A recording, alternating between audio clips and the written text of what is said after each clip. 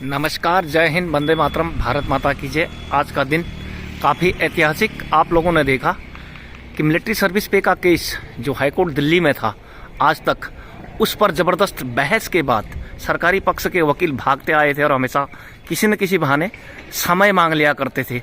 अब अंतिम चाल के तौर पर संजीव सचदेवा और मनोज जैन जी का जो डबल बेंच की अदालत थी, कोर्ट नंबर 3 उसे ही बदल दिया गया और कोर्ट नंबर 4 में हालांकि बहस तो हुई, लेकिन शुरुआती सिरे से हुई। जबकि केस अंतरिम दौर में था, ऑर्डर के नज़दीक था और फैसला मिलने जा रहा था, तो वहां पर अंतिम चाल चल दी गई।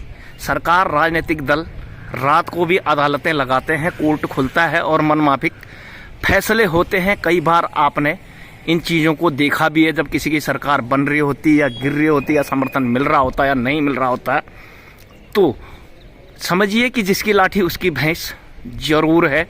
लेकिन हमें हर तरह का प्रयास लगातार जारी रखना चाहिए। फिर वही डेट पर डेट, अगली डेट 14/4/2024 यानी अप्रैल 14 की तारीख और 3:30 बजे का समय अगली तारीख मिली है, जैसे आज तक मिलती आई है। इसलिए समय नज़दीक है। आप सैनिकों को कभी लोकतंत्र का हिस्सा समझा ही नहीं गया। आप जहां भी हैं, जिसके साथ भी अपना लोकतंत्र को मजबूत कीजिए। जिस भी तरीके से आप विरोध कर सकते हैं, जिस भी तरीके से आप सरकार से अपनी मांग मनवा सकते हैं, वो सारे तरीके अपनाएं। समय है, मिलिए, संगठित रहिए। किसानों से 5वें दौर की बात चल रही है, क्योंकि उनका वर्चस्व है। ड्राइवरों ने 2-3 दिन हड़ताल की तो सरकार बैकफुट पर आई। आप बताइए, आपको सुना कब जाएगा?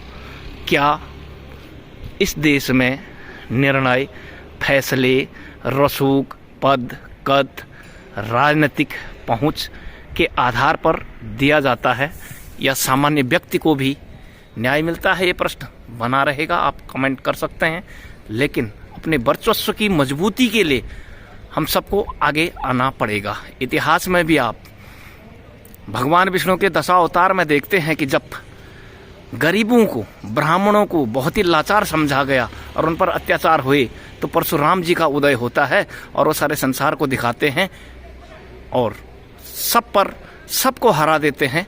तो वो एक कहानी है कि दुर्बल को न सताइए जाके मोटी हाय, मुई खाल के श्वास सार भस्म हो जाए।